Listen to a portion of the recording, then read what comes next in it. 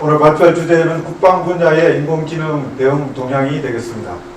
무더위와 또 밖에 비도 오는 토요일 주말 오후 아주 좋은 시간인데도 불구하고 이렇게 직접 찾아와 주시고 또 온라인으로 들어와 주신 분들께 감사드립니다.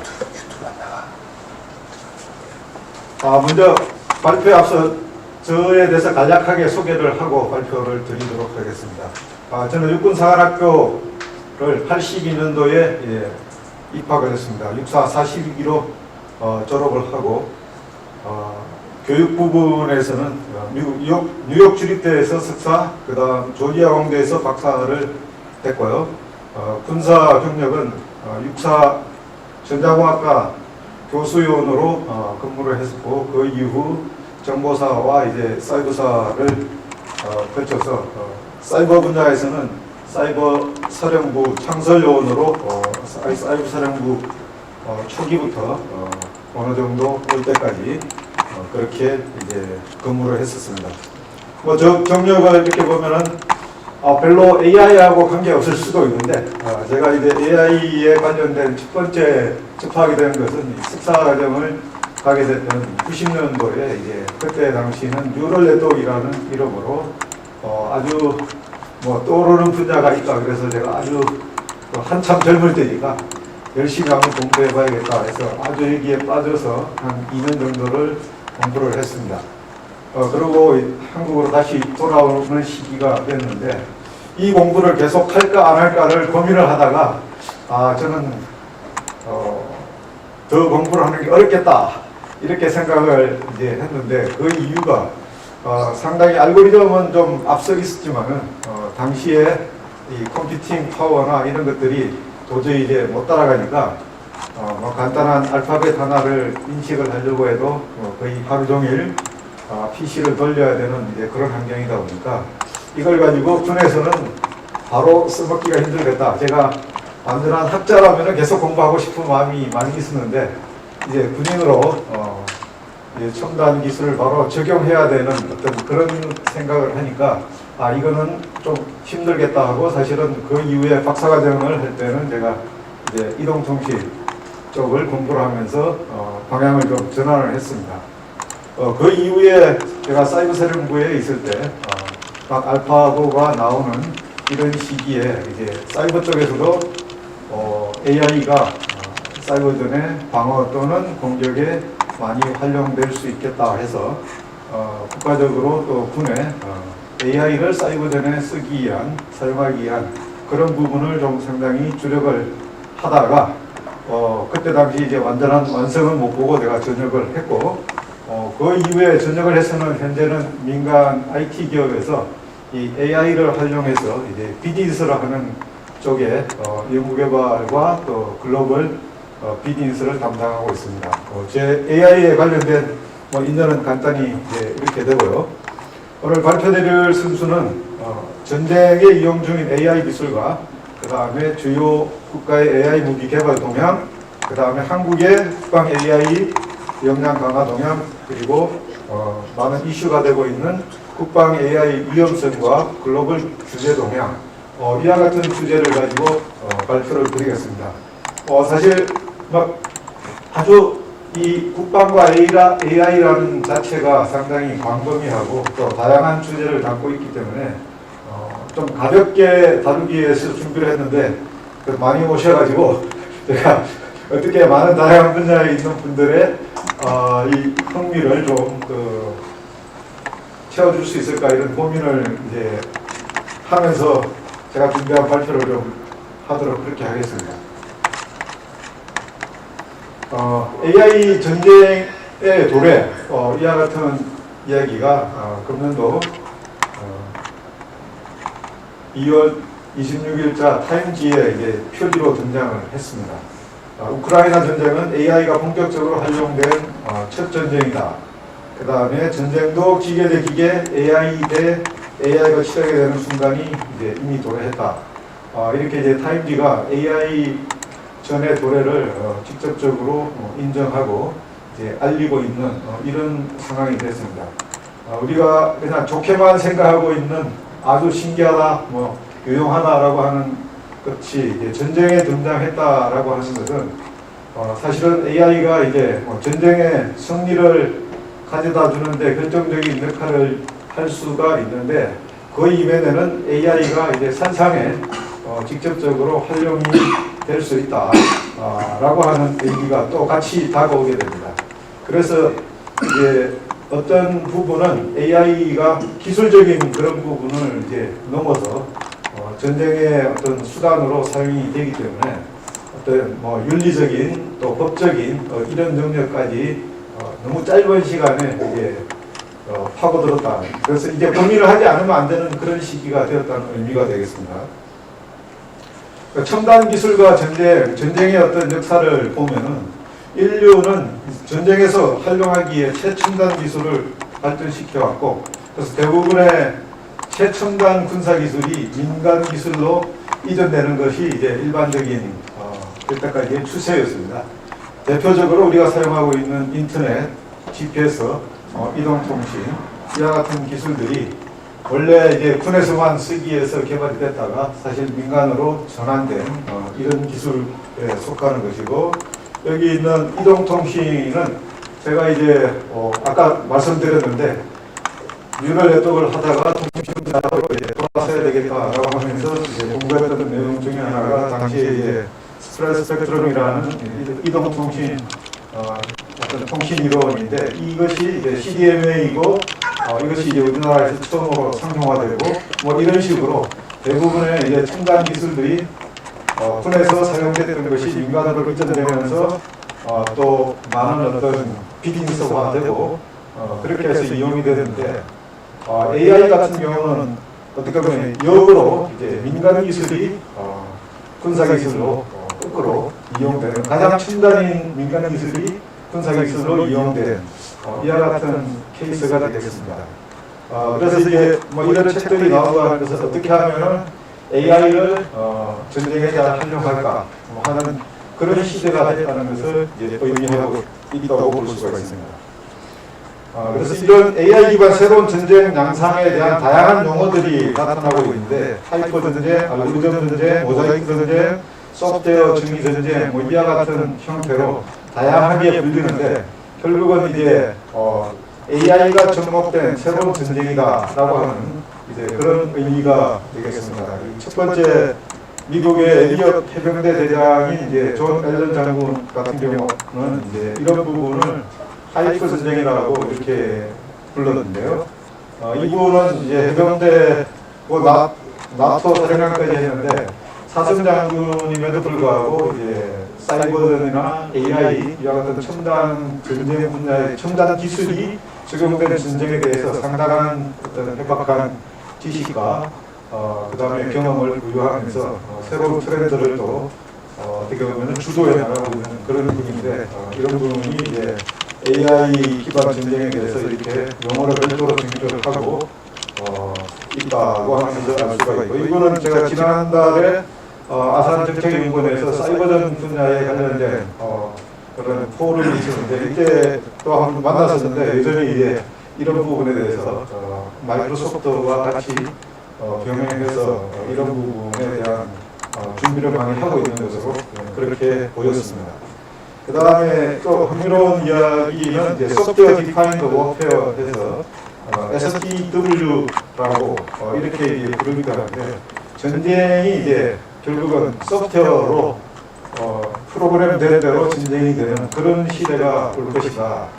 원래 소프트웨어나 통신 쪽 하시던 분들은 이제 그 이전에 이제 소프트웨어 디파인드 라디오, SDR, 소프트웨어 디파인드 네트워크 이런 식으로 해가지고 소프트웨어가 결국은 우리가 지금 쓰고 있는 어떻게 보면 스마트폰 같은 경우는 가장 대표적인 소프트웨어 디파인드 라디오라고 이제 통신기계 측면에서만 보면 그럴 수 있는데, 하드웨어 껍데기는 같더라도 안에 소프트웨어를 어떻게 하느냐, 그 다음에 앱을 어떻게 깔느냐에 따라서 우리가 사용할 수 있는 기능이 달라지듯이, 전쟁도 이제 소프트웨어 디파인드 워페어 형식으로 가게 될 것이다. 무엇에 의해 가지고 AI에 의해 가지고 이런 이제 추세가 진행되고 있다 하는 겁니다. 그래서 전쟁과 이제 AI 무기에 대해서 간략하게 하면 나름대로 이제 정리를 하는 것을 좀 말씀을 드리겠습니다. 아까 말씀드렸듯이 제가 아주 뭐 좀 가볍게 가벼운 주제를 가지고 다루려고 하다 보니까 너무 깊이 있게 뭐 하거나 아니면 특정 기술을 내가 소개하거나 이제 뭐 그러지는 여기서는 않을 것이고요. 그 대신에 이제 전반적인 좀 이제 흐름이나 개념 뭐 이런 위주로 이제 말씀을 드리도록 할 텐데, AI와 전쟁에 대한 부분은 워낙에 이제 급속도로 진행이 되기 때문에 사실상 뭐 표준 용어도 뭐 아직까지 없고 이제 표준화된 개념도 뭐 없다 이렇게 보셔도 될 것 같습니다. 그래서 나름대로의 방식으로 정리하고 정리를 하지만 그 본질이나 그 어떤 경향성은 뭐 크게 다름이 누가 이야기를 하더라도 다름이 없을 것이라 그렇게 생각합니다. 그래서 이제 원래 AI 무기라는 게 원래부터 있었던 것이 아니고 기존의 무기 체계에 이제 AI 기술이 적용돼 이와 같은 것을 AI 무기라 이렇게 이제 부르는 것인데, 요 앞에 보면은 제가 말씀드렸던 소프트웨어 디파인드 레디오 이런 것처럼 원래는 그냥 하드웨어만 있으면은 사실은 깡통이나 다름없을 수 있는데, 거기에 이제 소프트웨어 즉 AI를 통해 가지고 지능을 입혀서 아주 이제 그냥 깡통에서 뭔가 아주 가치 있는 의미 있는 이런 물건으로 변하듯이 기존의 무기체계도 무기체계 그 자체로만 있을 때는 제한적인 기능이 있었던 것들이 이 AI가 입혀지면서 완전히 새로운 가치가 더해진 이런 것들을 이제 AI 무기라 이렇게 칭할 수 있겠습니다. 이렇게 AI 무기가 되면은 데이터 분석, 표적 식별, 위협 평가, 공격 결정 등을 이제 자동으로 수행하게 되고, 무엇보다도 이제 인간 병사를 보호하고 군사 작전의 효율성과 반응 속도를 이제 향상시킨다. 이 부분이 아주 뒤에 이제 이런 것들을 소개하는 자료가 좀 나올 텐데요. 이런 효율성과 반응 속도를 향상시키는 것이 전쟁에 어떤 변화를 가져오는지를 이번에 있었던 우크라이나 러시아전과 이제 이스라엘 하마스전에서 있었던 사례를 몇 가지를 소개하면서 말씀을 드리도록 하겠습니다. 그래서 이와 같은 AI 무기는 현재 운용되는 형태에 따라서 인간이 직접적으로 개입을 해야 되는 이런 형태, 아주 특정 부분만 AI가 들어가 있는 이런 부분이 있는 것이고, 그 다음에 인간 감독형이라 하면은 그냥 시켜놓고 사람이 보고 있다가 이러면 안 되는데 하는 부분만 이제 들어가서 관리하는 뭐 이런 부분, 그 다음에 인간 배제형은 완전 자율형이 되겠는데, 요즘 이야기하는 우리 차량에 대해서 이제 완전 자율주행 차량이냐 아니냐 하는 뭐 그런 개념하고 비슷하게 이해를 하시면 되겠습니다. 이와 같은 AI 무기는 최근 전쟁에서 이제 게임 체인저로 등장을 하고 있다라고 하면서 러시아 우크라이나전과 이스라엘 하마스전은 사실상 최초의 AI전이다. 이렇게 정의를 하고 있습니다. 그러다 보니까 더 많은 AI 기술을 전장에 도입하려고 하는 활발한 움직임이 있고, 또 이에 따라서 주요 국가들의 AI 패권 경쟁이 심화되고 있는 이와 같은 상황입니다. 지금부터는 실제 전쟁에 이용되고 있는 대표적인 AI 기술들을 몇 가지만 소개하도록 그렇게 하겠습니다. 물론 여기 계신 분들 중에도 이미 들어보거나 알고 계신 분들도 이제 있으시리라 생각을 하는데, 이 자체를 소개하는 것보다 아까 이야기했던 전쟁의 반응 속도, 작전의 반응 속도가 바뀌고 전쟁의 양상이 어떻게 변화하느냐, 이것을 사실은 제가 이야기하고 싶은 것이 핵심이고, 이 기술에 대한 자세한 소개는 어떻게 보면은 제가 말씀드리는 것의 중점은 아니라고 보시면 됩니다. 전쟁에 이용 중인 대표적인 AI 중에서 GIS 알파라는 이제 전술 프로그램이 있는데, 이것은 우크라이나 군의 전술 프로그램으로서 AI 기술이 적용된 일명 이제 우버 포병이다 이렇게 이제 부르고 있습니다. 포병을 그냥 우버 택시 부르듯이 이렇게 부른다라고 이야기할 수가 있는데, 군사 작전을 잘 모르는 분들은 이게 어떤 의미인지 약간 이해하기 힘들 수도 있겠지만, 결국은 우리가 이제 우버 택시를 부를 때 그냥 그런 체계가 없는 거하고, 우리 카카오 택시도 마찬가지겠지만 없는 거하고 있는 거하고는 택시를 잡을 때 걸리는 시간이 엄청난 차이가 생길 수 있고, 심지어 못 잡을 수도 있는 거죠.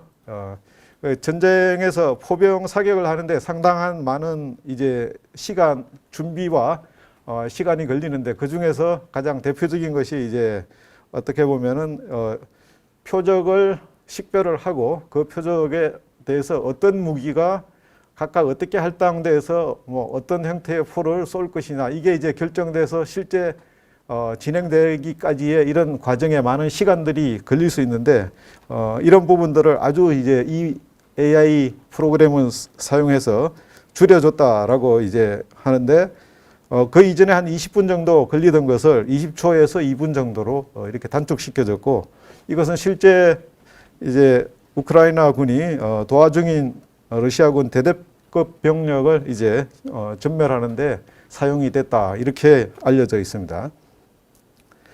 여기서 보면은 20분을 이제 20초 정도, 20초 또는 뭐 2분 단위로 줄여졌다라고 하는 것은 작전 반응 속도를 적어도 10분의 1 이상으로 이제 줄였다라고 하는 건데 상당한 의미를 이제 가지고 있는 것이고요.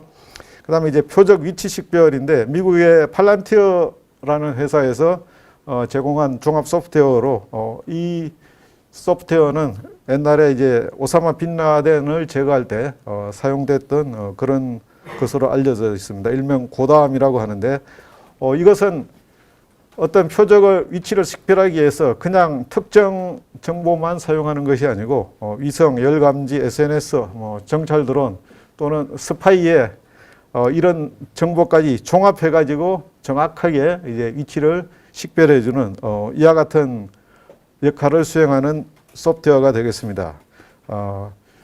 이렇게 이와 같은 과정들을 사실은 하는데 원래대로 하면은 하나의 표적을 정확하게 잡기 위해 가지고 위성 정보, 뭐 열감지, SNS, 드론, 그다음에 스파이까지 사용하면은 상당히 많은 인원과 또 시간이 걸릴 수 있는데 이런 부분들을 아주 이제 줄여줬고 적은 병력으로 이제 러시아군을 정밀 타격할 수 있었다. 이제 이렇게 볼 수가 있고요.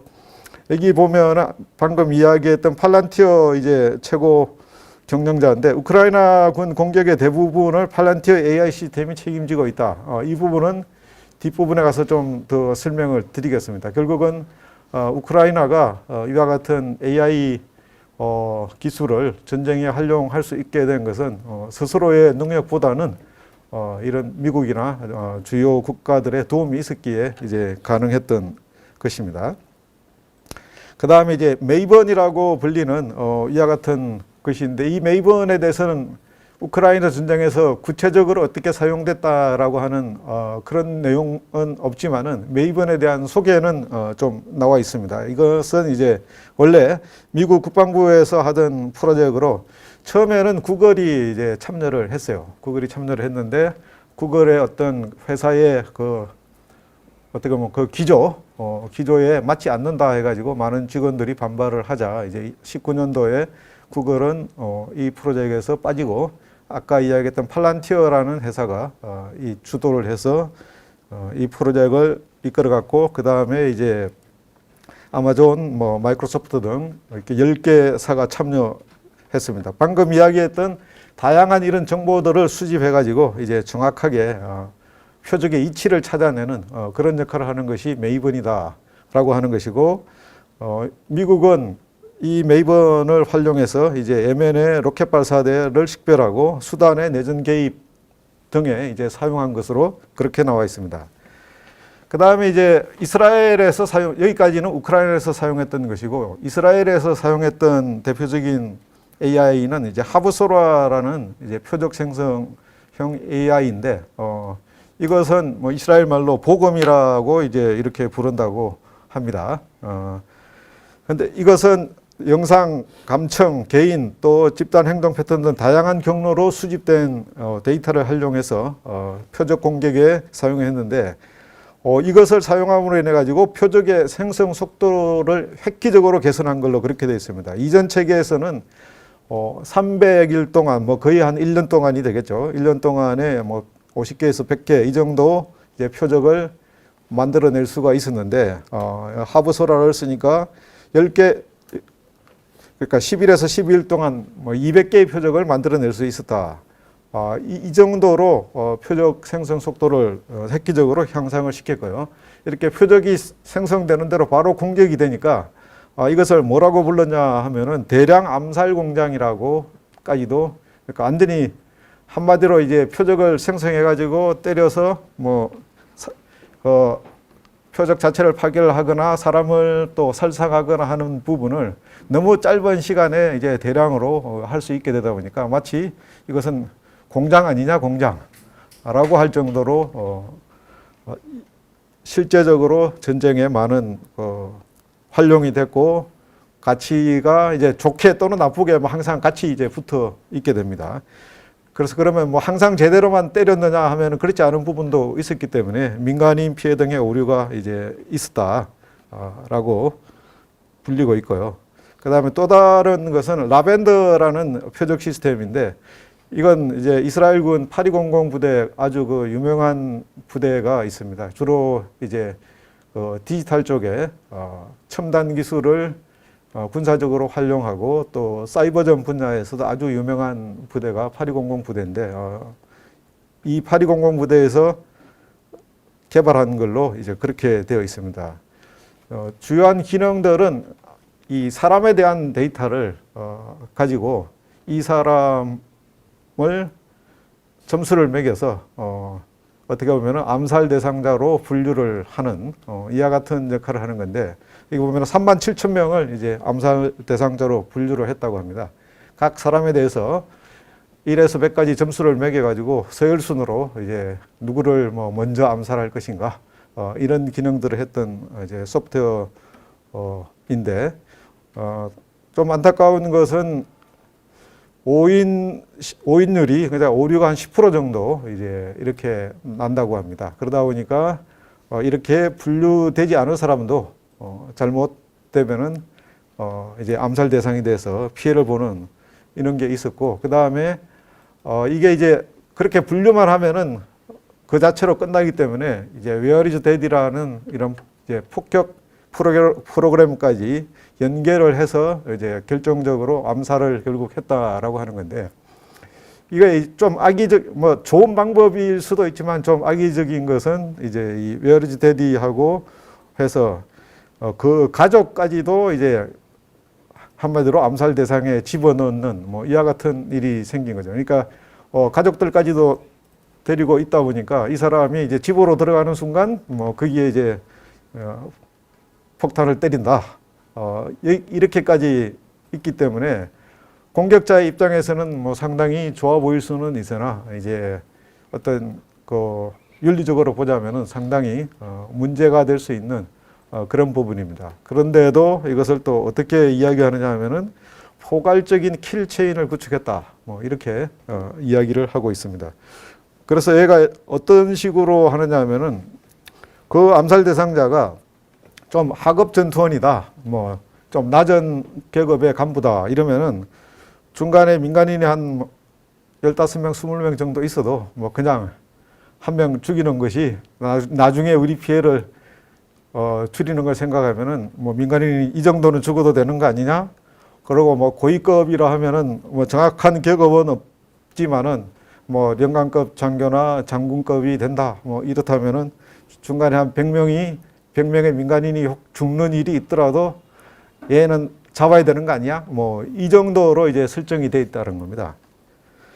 그래서 상당히 논란이 있는 그런 부분이고, 그 다음에 이스라엘 광학 조준기는 여기에다가 이제 소총이나 기관총에 이런 조준경을 부착해 가지고 육안으로 보기 힘든 드론 같은 경우도 쉽게 사격을 해서 떨어뜨릴 수 있게 하는 AI 기술을 사용해서, 그 다음에 여기는 이제 동굴을 이제 매핑을 해서 찾아내는데, 이런 AI 기능이 이제 들어가 있는 드론을 동굴 안으로 넣어서 연결을 해서 하마스의 그 땅굴 지도를 만들어내는 이런 데 이제 사용을 했고, 이것이 하마스 땅굴을 이제 제거하는데 상당한 기여를 한 걸로 그렇게 되어 있습니다.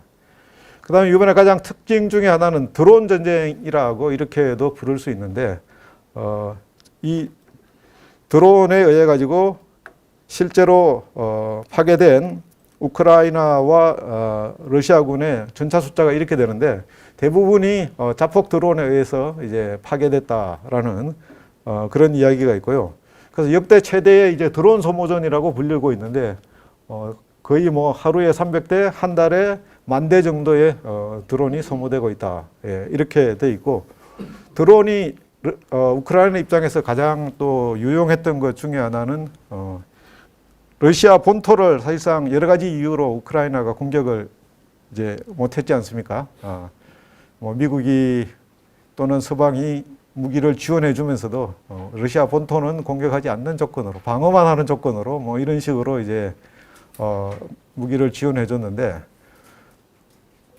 전쟁이라는 것이 항상 일방적으로 이렇게 가면은 어려우니까 뭔가 이제 자기도 본토를 공격을 해야 되는데 못하고 있었고 그래서 유일하게 공격할 수 있던 수단 중에 하나가 어떻게 보면은 이제 우크라이나 입장에서는 드론이었다. 이제 이렇게 볼 수가 있고요. 여기 이제 러시아 대선을 앞두고 본토에 대해서 우크라이나가 드론으로 본토 공격을 할 수 있었고 그 다음에 또 다르게는 제가 시간이 나면은 더 말씀을 좀 드릴 수도 있겠지만은 러시아 본토를 공격할 수 있었던 것은 이 드론과 사실은 이제 사이버적인 수단 이 두 가지가 거의 뭐 대표적인 거였다라고 볼 수가 있겠습니다.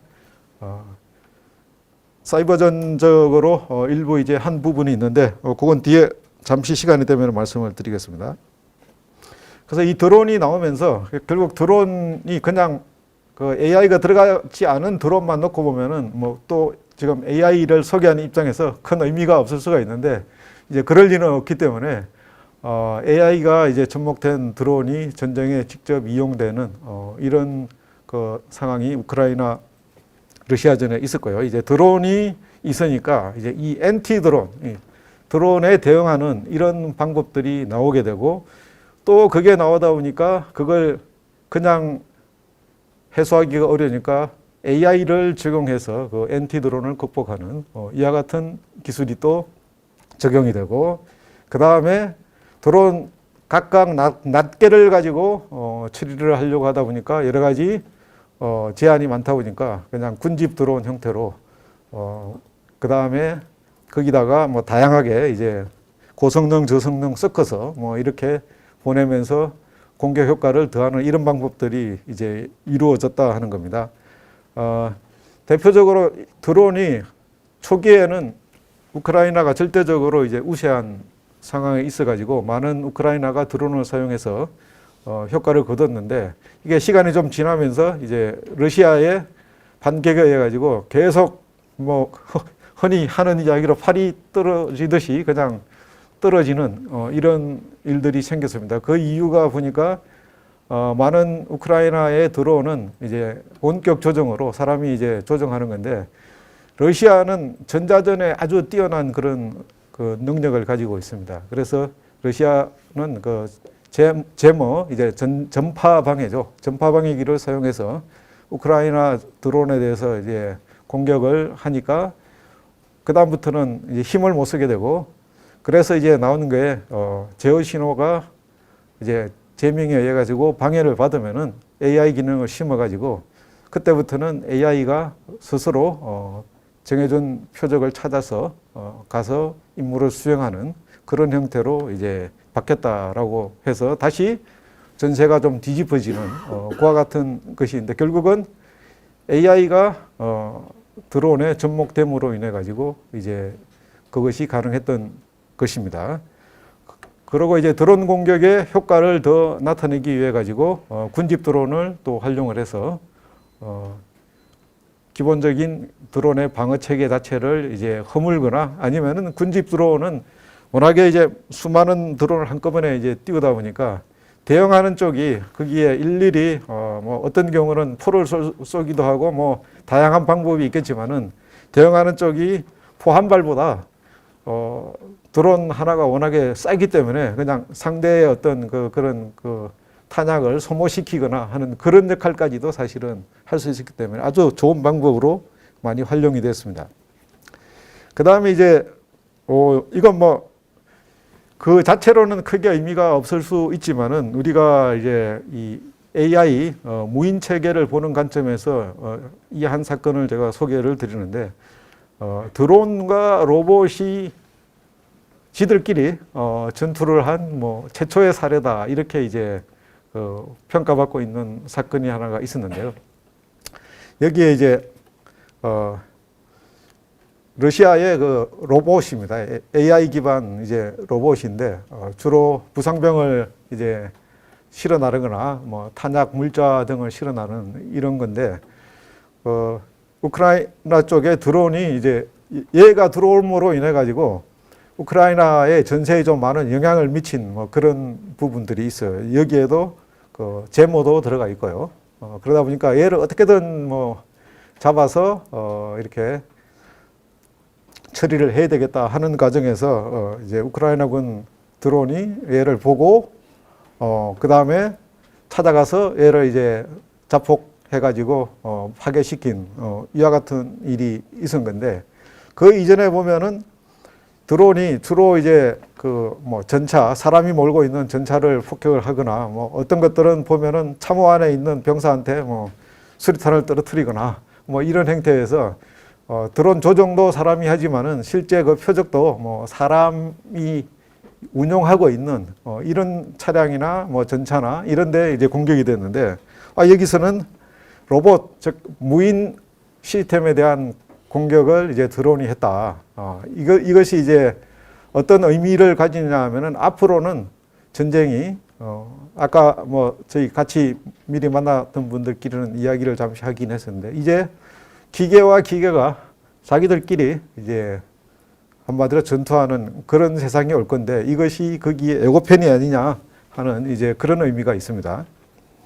그래서 이제 킬러 로봇이 뭐 현실이 되고 하면서 AI가 전쟁의 개입됨으로 인해서 나오는 이와 같은 다양한 우려들이 이제 나오고 있고요. 그 다음에 또 하나는 전쟁에 이용 중인 AI 중에서 AI가 이제 그 인지전에 활용이 되고 있다라고 하는데, 이제 인지전은 말 그대로 뭐 사람의 어떤 그 생각, 사고를 바꿔놓는 이와 같은 전쟁을 인지전이라고 하는데, 이런 뉴스는 보셨을 겁니다. 이제 초기에 젤렌스키 대통령이 이제 뭐 항복하자 뭐 이런 내용의 동영상을 이제 우크라이나 매체를 통해서 나가고 SNS를 통해서 나가고 있는 것이 있었는데, 이게 다 AI를 통해서 만든 일종의 뭐 허위 뉴스다, 가짜 뉴스다, 그래서 딥페이크다, 이런 게 있었고, 그 다음에 그 이후에 이제 생성형 AI가 이제 활발하게 나오고 이름으로 인해 가지고 이스라엘과 하마스 마찬가지로 생성형 AI로 만들어진 이런 사진이나 영상을 가지고 각자가 이 내용 자체에 대해서 뭐 사실 여부에 관계없이 이렇다라고 하면서 자기의 명분을 더 강화하고 또 자기 국민들의 사기는 높이고 또 국제사회에서는 자기들의 지지를 호소하고 이런 용도로 이제 사용을 했습니다. 특징들은 보면은 다른 것도 마찬가지인데, 이런 그 인지전은 진실과 거짓이 사실은 적절히 섞여 있으면서 사람의 판단을 이제 흐리게 만드는 그렇게 하면서 먹히게 하는 그와 같은 특징이 있는데, 재미있는 것은 뭐 여기 있는 대상이 되는 4개의 그 나라들이 각자 다 썼다는 거고, 그 내용들을 다 사사시 살펴보면은 진실과 거짓이 적절히 섞여 있는 것도 있고 완전히 거짓인 것도 있고 했는데, 하여간 국가의 이익을 위해서는 이제 한다, 전쟁 때는 이것이 이제 일반적으로 나타나는 현상이라 이렇게 볼 수가 있고요. 그 다음에 또 다른 특징 중에 하나는, 이거는 사이버 쪽하고도 관계가 있겠지만 아무리 이걸 만들어도 AI를 통해 가지고 만드는 게 진짜 같아도 알려야 되는데, 요즘은 알리는 가장 대표적인 수단이 SNS나 이제 사이버상에서 이제 알리는 겁니다. 이제 그게 잘 알려져야 전파가 돼야 효과가 있는 것인데, 그래서 이것을 쓰는 쪽에서는 가능한 어떻게든지 잘 알리려고 하고, 반대쪽의 입장에서는 어떻게든지 막으려고 하고 이런 부분인데, 그와 같은 다툼이 이제 사이버상에서도 일어나고 또 이런 것들을 다르게 표현하기는 디지털 봉쇄다, 이제 그렇게 이야기를 합니다. 그래서 이 디지털 봉쇄에 있어 가지고는 우크라이나가 러시아를 압도했습니다. 러시아도 가짜 뉴스를 많이 만들고 했지만은 많은 페이스북이나 트위터 뭐 기타 여러 가지 그런 매체들이 러시아 거는 철저히 맞고 우크라이나 거는 완전 다 풀어진 건 아니지만은 제법 많이 풀어주고 뭐 이런 식으로 해가지고 우크라이나가 아무래도 이제 미국과 서방의 지지를 받기 때문에 그와 같이 디지털 봉쇄에 있어서도 유리한 역할을 했다 이렇게 이제 볼 수가 있습니다. 잠시만요, 제가 파워가 다 돼가는 것 같아가지고 연결 좀 하고 하겠습니다.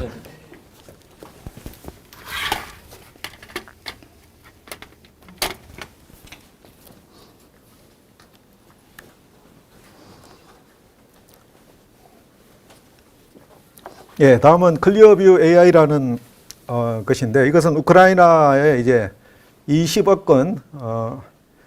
건의 러시아인 안면 데이터를 이제 무료로 클리어뷰 AI라는 회사에서 우크라이나한테 제공을 했다 하는 겁니다. 이 안면 기술은 러시아의 침입자나 간첩을 식별하고 지문 없이 전사자를 식별하고 가짜 뉴스도 판별할 수 있는 용도로 이제 활용이 됐고요. 우크라이나는 이걸 가지고 이제 러시아 전사자가 있으면은 이 클리어뷰 AI를 활용해서 이 사람의 신원을 확인하고 그 부모나 뭐 이제 친지들한테 이 사람의 사망 소식을 전사 소식을 알리는데 활용을 했다. 그렇게 하다 보니까 이제 점점 더 러시아 쪽에서는 이제 반전 여론 이런 부분들이 많이 일어나게 한데 영향을 끼친 뭐 그런 부분이 있고 그 다음에 내부에서도 이런 간첩이라든가 불순분자를 식별하는 데 아주 많이 활용됐다라고 하고 있습니다. 여기까지가 이 전쟁에서 쓰였던 무기들에 대한 부분이고 그 다음에 이제 AI 하면은 당연히 같이 이제 우리가 쌍으로 가야 될 부분이 데이터가 되겠는데 이 데이터 전쟁에서 일어나는 이 데이터를 모으기 위해 가지고 관련된 회사들이 이제 우크라이나로 뛰어들면서 어떻게 보면은 또 다른 경쟁이 이제 생기게 되고 이것을 다르게 보면은 어떻게 보면은 뭐 말하기를 민간 참전 뭐 이런 용어로도 이야기를 하기를 하는데 대표적인 이제 빅테크 기업들이 이 데이터를 모으기 위해 가지고 들어갔고요. 아까 이야기했던 팔란티어, 그 다음에 뭐 드라곤플라이, 클리어뷰 AI 이런 쪽에서 이제 자기 솔루션을 무료로 제공을 해주고 AI를 쓰려고 하면 데이터가 있어야 되는데 그 데이터는 또 군사 AI는 전쟁에서 있는 그 데이터가 가장 사실은 좋은 데이터니까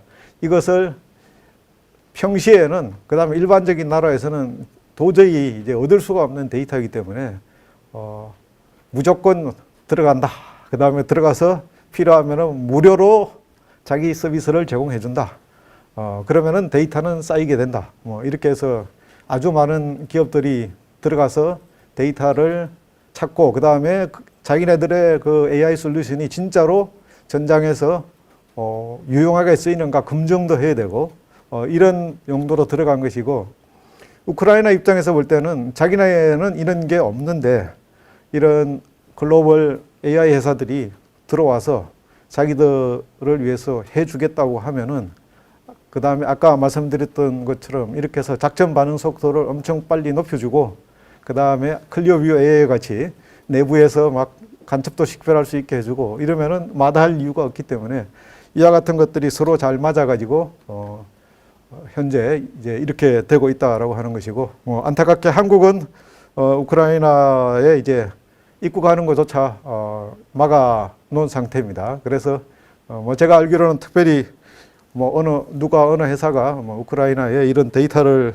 모으기 위해서 갔다 이런 이야기는 아직까지 들어보지는 못했고요.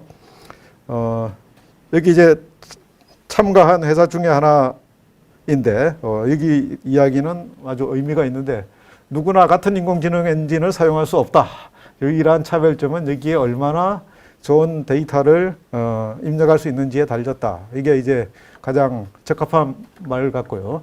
이렇게 생각하는 그 이면에는 바로 이런 게 있는데 AI 성능은 점진적으로 비슷하게 수렴할 수밖에 없을 것이다. 때가 되면은 지금 앞서 있는 데는 뭐 빨리 했으니까 앞서 있는 것으로 보이지만은 시간이 가면은 점점 성능은 비슷해지지 않겠냐. 그러면은 결국 어디서 결판이 나느냐 하면은 데이터에서 결판이 난다. 군사용 AI는 전쟁에서 받은 데이터가 가장 유용하다. 그러니까 이렇게 몰려가고 있다라고 보시면 될 것 같고요. 그 다음에 이제 이와 같은 전쟁이 있고 첨단 기술이 사용되고 하면은 이것을 주도할 수 있는 그런 그 리더십이 있어야 되는데, 우크라이나는 참 다행스럽게도 이 젊은 장관이 그와 같은 것들을 이제 주도했다라고 하는 겁니다. 나이가 이제 32세인데 미하일로 페드로프라는 이 젊은 장관, 디지털 혁신부 장관이자 그 다음에 부총리, 최연소 이렇게 되어 있는데, 이 사람이 이제 전쟁이 발발하고 자기가 디지털 혁신부 장관이기 때문에 어떻게 하면은 이게 디지털적인 이런 방법들을 동원해 가지고 전세를 뒤집을 수 있느냐 이런 고민들을 많이 했고, 대표적으로는 그 위성이 끊겨 가지고 인터넷이 안 될 때 앨런 머스크에게 이제 SOS를 보내 가지고 스타링크를 사용할 수 있게 해달라. 그래서 아주 짧은 시간 안에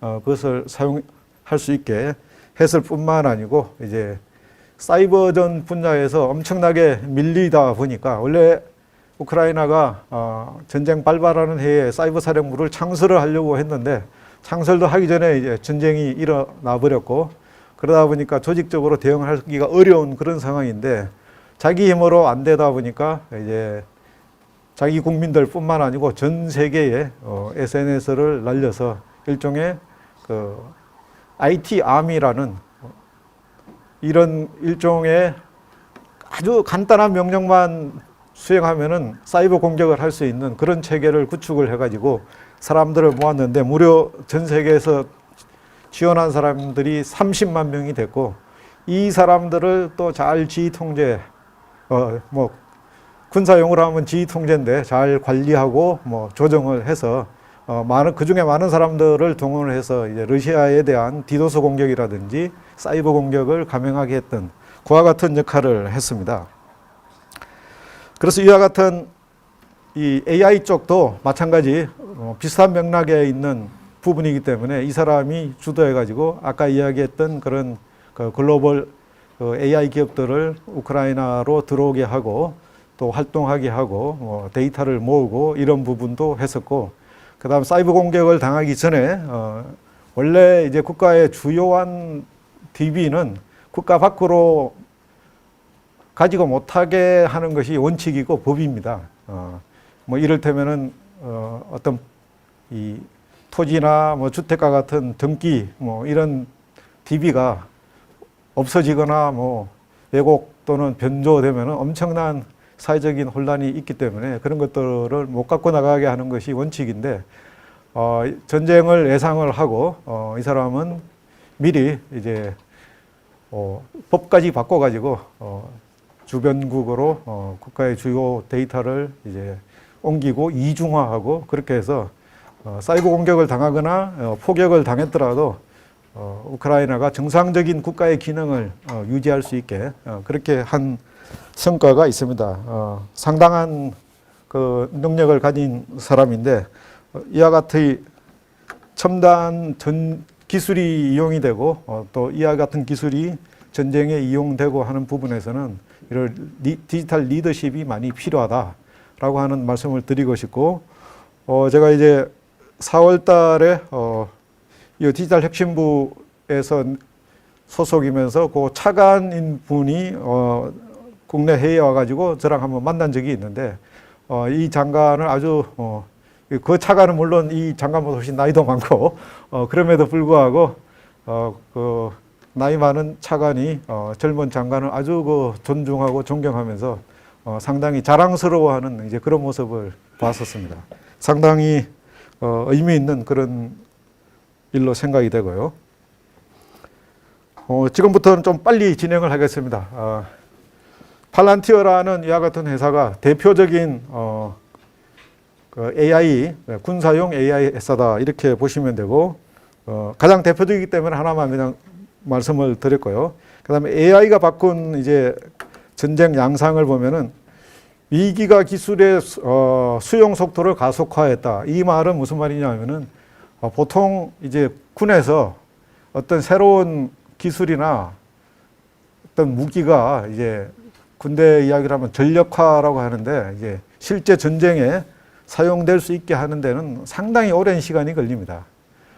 원래 기존에 다른 나라에서 쓰고 있는 무기를 우리나라에 가져와서 쓰는데도 상당히 시간이 걸리는데 원래 무기였던 것도 아닌데 그걸 갑자기 무기로 만들어 가지고 또 생사가 걸려 있는 이런 전투 현장에 보내서 쓰는 것은 상당히 시간이 걸리는데 위기가 기술의 수용 속도를 가속화했다라고 하는 것은 옛날 같거나 아니면 평소 같으면은 지금처럼 이런 AI 무기가 전쟁에 직접 사용되려면은 뭐 5년이 더 걸렸을지 10년이 더 걸렸을지도 모르는데 위기가 가속되니까 바로바로 그런 기술들이 전쟁에 사용될 수 있었다라고 하는 것이고 또 그걸 통해 가지고 군사력의 열세를 AI로 이제 극복할 수 있었다라고 하는 겁니다. 그 다음에 이제 빠른 의사결정, 아까 암살자 분류 뭐 이런 이야기도 했었는데 그것을 사람이 직접 하려면 상당히 시간이 걸릴 수 있는 그런 일이에요. 근데 이제 그런 것들부터 여러 가지 의사결정을 AI의 도움을 통해서 빨리 하게 되고 그 다음에 작전 반응 속도가 향상이 됨으로 인해 가지고 전쟁의 본질이 이제 변화되는 그런 상태가 되고 사람은 점점 거기서 밀려나는 그런 것이 될 것이다. 결국 알고리즘의 능력이 전쟁의 이제 결정적인 요소로 등장을 하게 되었다라고 하는 것이고 그 다음에 이게 하나가 있는 것이 민간이 전쟁의 판세에 이제 직접적으로 영향을 끼치는 그런 세상이 되고 있다. 그러니까 대표적으로 아까 이야기 드렸던 뭐 팔란티어 회사 이런 데는 자기네들이 뭐 대부분의 우크라이나에 이제 AI 기술을 다 제공하고 있다. 라고 이야기한 건데 그 제공하는 기술이 우크라이나의 이제 전쟁 판도에 엄청난 영향을 미쳤고 뭐 굳이 AI가 안 가더라도 앨런 머스크의 스페이스X가 스타링크를 우크라이나에 제공해 주느냐 마느냐 이런 거에 따라서 달라지고 또 어떤 경우에는 요 앨런 머스크가 러시아의 눈치를 봤는지는 모르겠지만은 결정적으로 그걸 이용해서 이제 공격을 하려고 하는 순간 뭐 그러니까 이제 끊어버렸다라는 거죠. 그러니까 이제 공격을 못해. 이제 이런 상황이 생기는 건데 이것은 무엇을 의미하느냐? 결국은 민간이 이제 특정 국가의 전쟁의 판세에 직접적인 영향을 미칠 수 있는 그런 시대로 되고 있다라고 하는 겁니다.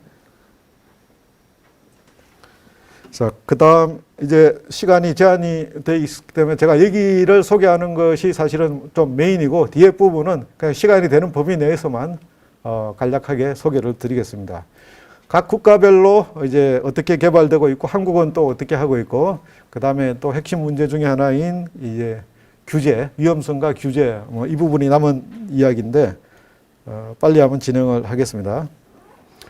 이건 이제 주요 국가가 이제 국방 AI 분야, 다른 AI 분야는 뭐 그냥 생략을 하고 국방 AI 분야만 놓고 보면은 군사용 AI가 미래 이제 군사 패권을 좌우할 것이다. 이제 이렇게 보고 각국에서는 관련 연구를 가속화하고 있다. 이렇게 보시면 되고 뭐 다른 나라들도 열심히 하고 있지만 핵심은 미국과 중국으로 이제 보시면 되고 결국은 이것은 그 이면에는 미국과 중국의 이제 치열한 그 패권 전쟁이라 하면은 AI에 대한 패권뿐만 아니고 이제 이 글로벌 전체에 대한 어떤 그 패권을 누가 지느냐 하는 그런 부분인데 현재로서는 미국과 중국이 거기에 이제 가장 대표적인 주자이고 또 이 두 국가가 AI에 신경을 쓰는 것은 패권을 주도하는데 가장 핵심이 AI가 될 것이다 라고 하는 판단 때문에 그렇습니다. 브루킹스 연구소에 보면은 여기에 이제 2030년에 AI를 이제 주도하는 자가 2100년까지 세계를 지배할 것이다. 뭐 이런 예측을 낳고 있어요.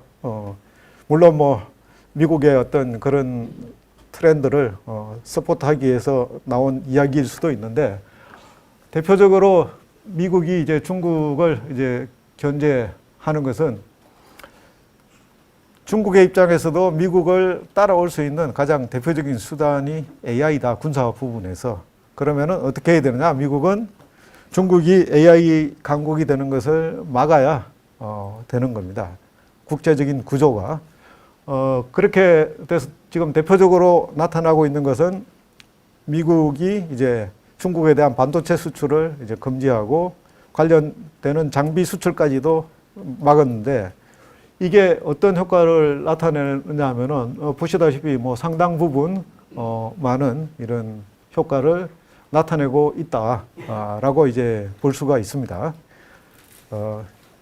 이 전체적인 구조는 너무 좀 뭐 군사적이고 전략적인 그런 부분이 있는데, 관심이 있으신 분은 상세 전략 부분을 한번 찾아보시면 될 것 같고요. 이제 제3차 상세 전략이라고 하는 부분을 미국이 2014년도에 이제 발표를 했는데, 핵심은 중국의 대량 그 인적, 물적 이런 대량 공세를 이제 어떻게 상쇄시키느냐 하는 것이 그 내용이고, 가장 대표적인 수단이 AI다. 이렇게 해서 그때부터 이제 준비를 하고 있는 것이고, 그 앞에 있었던 1차, 2차 상쇄 전략은 핵이라든가 정밀 유도 무기 뭐 이런 부분이 있는데, 너무 군사 전략적이니까 생략을 하도록 하겠습니다. 그 다음에 주요 국가들이 보시는 바와 같은 종류의 이제 그 AI 무기를 앞다투어 개발을 하고 있고요. 대표적으로 미국은 이제 발키리라는 AI 기반 드론 전투기를 이제 개발을 했는데, 이것 역시 그 레플리케이터라고 2023년 아까 이야기했던 물량 공세를 이제 극복하기 위해서 짧은 기간 안에 이런 무인 드론 전투기 같은 것을 개발해서 배치한다라는 이런 레플리케이터 계획이 있는데, 여기에 가장 적합한 그런 무인 드론 전투기가 되고요. 가격이 뭐 유인 전투기에 비해서 한 10분의 1 수준이기 때문에 좀 부담 없이 많이 만들어서 이제 공급을 한다는 그런 계획을 가지고 있고, 6세대 이제 무인 무기는 유무인 복합 체계해서 이제 한 대에 유인기가 뜨고 그 비슷한 기능을 가진 무인기가 옆에 몇 대가 이제 따라 붙어서 결국은 실제로 유인기는 한 대이지만은 그 역할은 뭐 많게는 뭐 5, 6대 뭐 더 많은 뭐 그런 기능을 이제 사람 없이도 할 수 있게 하는 이와 같은 그 무인 전투기를 미국은 개발을 하고 있고요. 그 다음에 이제 AI 조종사, 이제 인간 조종사 이렇게 이야기를 하는데, F-16 전투기를 가지고 하나는 사람이 타고 사람이 조정을 하고, 한 대는 이제 사람이 만약의 경우를 대비해서 타긴 했는데 AI가 조정을 해서 공군에서 이야기하는 도그 파이터라는 것은 이제 아주 근접거리까지 접근을 해서 뭐 사실상 거의 이제 전투 상황을 그대로 묘사하는 건데, 미국은 오래전부터 이걸 하려고 했는데 여러 가지 어려움이 많고 위험했기 때문에 이제 못하게 했어요. 그러다가 작년에 처음으로 성공을 했다. 그렇게 하면서 아주 전투 비행에서 가장 중요한 장벽 중에 뭐 하나를 깼고 기념비적인 변화를 이루어왔다. 이렇게 평가를 하고 있습니다. 같은 F-16인데 제가 얼마 전에 미군 공군 조종사 대령을 만나가지고 뭐 이 이야기를 하면서 너 이런 거 아냐. 그러니까 자기는 모른다. 그러면서 하는 이야기가 농담이겠지만 이런 거 나오면 안 돼. 왜 그러니까 그러면 내가 일자리를 잃잖아. 라고 하는데 어쨌든 뭐 이것이 AI 기술에 의해 가지고 현실이 됐습니다. 중국은 이제 LLM 기반 군용 AI를 이제 개발을 하고 있고요. 중국은 또 세계 최초로 AI 군사령관을 개발했다. 이렇게 나와 있습니다. 여태까지는 AI 참모로서 참모적인 역할을 이제 수행을 하면은 사람인 지휘관이 그 내용들을 보고 그래 뭐 이건 뭐 그냥 하고 이건 안 하고 뭐 이런 식까지 이제 했는데, 이제 그걸 넘어서 그 지휘관도 여러분들도 뭐 아시겠지만은 이제 지휘관이 이제 군 사령관이 옛날과 달리 점점 이제 연령이 높아지고 있잖아요. 높아지고 있다 보니까 원래 이제 노령화됨으로써 나오는 여러 가지 육체적, 정신적, 뭐 또 건망증, 뭐 여러 가지 이런 것들이 있기 때문에 다 믿어야 되지만은 절대적으로 믿기 어려운 뭐 그런 상황이 생길 수도 있는데 이 중국의 AI 군사령관은 사람의 또 고위급 군장성의 또 나이가 많은 고위급 군장성의 그런 결점, 뭐 성격 이런 것까지도 다 반영을 해서 AI 군사령관을 만들어서 이제 앞으로 활용을 할 그럴 계획을 가지고 있다라고 이제 하는데 기술력을 보여주기 위해서인지 진짜로 쓰기 위해서인지는 모르겠지만은 상당한 수준으로 지금 도달을 했다고 합니다. 그 다음에 러시아는 AI 무기에 대해서 별로 이제 나오고 있지 않은데 아마 학원은 있는데 많이 알려지지 않은 부분도 있고 이번 우크라이나 전쟁에서는 자기들이 개발한 AI 어떤 기술이나 무기를 활용할 만한 수준까지 그러니까 전투에 직접 투입할 만한 수준까지 아마 못 왔지 않느냐 이제 이렇게 보입니다. 호주는 뭐 아주 재밌게 뇌파 조정 AI 개 로봇 해가지고 사람이 이 로봇 개하고 이런 연결을 유지하면서 사람의 생각대로 그러니까 컨트롤러를 통해서 움직이는 것이 아니고 내가 저 개가 뭐 왼쪽으로 갔으면 좋겠어, 뭐 섰으면 좋겠어, 뭐 이렇게 생각을 하면은 그걸 읽어가지고 개한테 보내가지고 그 개가 그렇게 움직이게 하는 뭐 이런 지금 실험을 하고 있어요.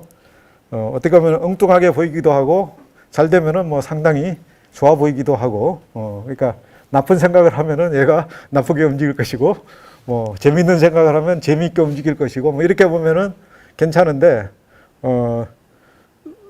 호주가 뭐 어떤 생각을 가지고 이렇게 하는 건지는 모르겠지만 상당히 재미있는 접근을 하고 있지 않느냐 하는 그런 생각이 들고요.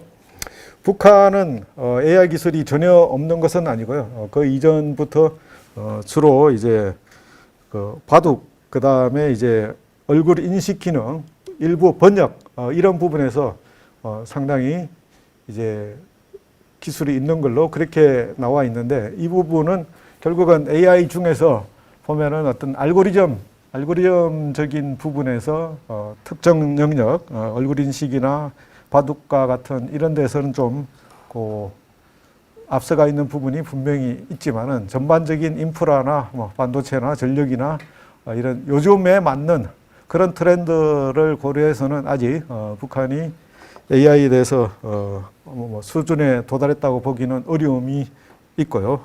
그렇지만은 기존에 이제 개발되어 있는 AI를 자기네들이 잘 활용해서 특별히 해킹에 사용하고 암호화폐 해킹에 사용해서 많은 돈을 벌고 있다 이런 이야기는 있고 이건 이번 주에 엊그제 나온 그 뉴스에 나왔던 북한 해커에 대한 이런 현상 수배 역대 아마 뭐 거의 1,000만 불이니까 최고의 그 현상금이 걸린 이런 북한 해커가 나왔고요. MS도 마이크로소프트도 북한이 AI 기술을 이제 해킹에 사용하고 있지 않느냐 하는 그런 우려를 보내고 있습니다. 그 다음에 이제 주요 군사용 AI에 이제 관련된 이런 그 프로젝트 이름이나 그 다음에 이것으로부터 나온 실적 등인데 이건 그냥 참고하시면 될 것 같고 아까 제가 말씀드린 부분에 포함이 되어 있고 그 다음 주요 이제 VC들이 AI 기업에 많이 투자를 하고 있는데 오른쪽에는 투자를 받고 있는 이제 이런 그 기업들 아까 말씀드렸던 팔란티어 같은 것이 이제 대표적이고 그 다음에 제가 소개는 안 드렸었는데 안두리라는 이런 회사도 아주 유명한 그 AI 군사용 AI 회사입니다. 이런 데가 많은 투자를 받고 있고 그 다음에 여기 보면은 크라우드 스트라이크는 좀 이따가 보여드리겠지만 지난주네요. 그 AI 대란을 일으켰던 그 보안 회사입니다. 여기도 AI 관련 투자를 이제 받고 있고요. 그 다음 특징 중에 하나는 이와 같은 AI 기술들을 주로 이제 그 스타트업들이 주도해서 개발을 하고 있다. 그래서 이스라엘과 미국에는 군사 AI 관련 스타트업들이 수십 개가 되고 이와 같은 이유는 가장 이제 세계에서 많은 군사비를 쓰고 있는 미군에 안정적으로 납품하면은 뭐 이런 스타트업들한테는 대박이 되기 때문에 사활을 걸고 있다. 뭐 대표적인 스타트업들은 이런 것들을 한번 찾아봤습니다. 아주 뭐 대기업이나 빅테크가 뭐 하는 부분보다는 스타트업이 그냥 특정 분야에 대해서 아주 파고들어서 정말로 거기에 목숨 걸고 그렇게 개발하고 있는 그런 추세로 보입니다. 군사용 AI는. 그 다음에 이제 군사용 AI에 대한 경고와 군비 경쟁 뭐 이런 부분이 있는데 2015년에 AI는 위험할 것이다. 그래가지고 생화학 무기처럼 이제 규제를 해야 된다. 이제 군비 경쟁을 할 것이기 때문에 차단을 해야 된다라고 했는데 9년이 지난 지금은 어떻게 되고 있냐 하면은 완전히 반대로 움직였다. 힘의 균형을 위해서라도 AI 군비 경쟁은 불가피하다. 그 다음에 평화를 원한다면은 전쟁을 준비하라. 이러면서 AI 규제 또는 뭐 통제, 군비 경쟁, 뭐 차단 이런 부분이 이제 밖으로 외쳐지는 구호와 실제로 이루어지는 것은 이렇게 다르다. 그 다음에 한국에 대해서 간략하게 설명을 드리겠습니다. 한국은 국방백서와 국방혁신 4.0에 나와 있는 이런 계획을 바탕으로 한국의 특성에 맞는 국방 AI를 이제 개발하고 추진 중에 있습니다. 가장 핵심 중에 하나는 병력 자원의 부족을 첨단 AI 기술로 대체하는 이와 같은 것이 한국의 국방 AI가 이제 가지고 있는 가장 크고 중요한 방향성 중에 하나가 되겠습니다. 이걸 추진하기 위해 가지고 지난 4월 1일 국방 AI 센터가 이제 창설이 됐고 초기에는 상당히 크게 시작을 하려고 했는데 여러 가지 이유로 좀 축소되고 현재는 ADD 소속으로 일단 소규모로 출발을 했습니다. 그래서 국방부에서는 이와 같은 단계적으로 이제 가겠다라고 해서 초기 자율, 뭐 반자율, 완전 자율, 이게 뭐 자율주행차 개념과 비슷하다라고 말씀을 드렸는데 끝에 가서는 이게 결심 기능까지도 집어넣겠다 하는 겁니다. 이와 같은 3단계 모델을 가지고 이제 계획을 해서 추진을 하고 있고요. 아까 말씀드렸는데 이와 같이 한 가장 이제 한국에 맞는 이것은 저출산 인구 절벽에 대비한 AI 경계 작전을 혁신하는데 주로 목적을 두고 있고 경계 작전에 현재 대략 10만 명이 투입되는 걸로 그렇게 되어 있습니다. 저희 전체 이제 군인 수가 전체 병력이 50만이 밑으로 최근에 들어서 이제 떨어졌는데 경계만 10만 명이 들어가는 이런 구도가 되고 그 다음에 점점 인구가 줄어들다 보니까 2040년에는 이제 전체 30만 명대 수준으로 이제 이렇게 내려갈 수도 있기 때문에 어떻게 하면은 이 병력 부족을 AI로 채울 수 있을까 해서 가장 대표적인 것이 경계작전에 들어가는 병력을 이제 줄일 수 있지 않겠느냐, AI로. 그렇게 해서 줄이면은 대략, 현재보다 뭐 3분의 1 수준에서도 경계를 할 수가 있지 않느냐. 현재의 임무 수행 능력이 손상되지 않는 범위에서 이제 그렇게 보고 가고 있고 이것을 다르게는 AI 철책이라 AI 미래 철책 이렇게 부르면서 며칠 전에 이제 우리 국방부 장관님을 비롯한 관계자들이 모여서 이제 회의를 했습니다.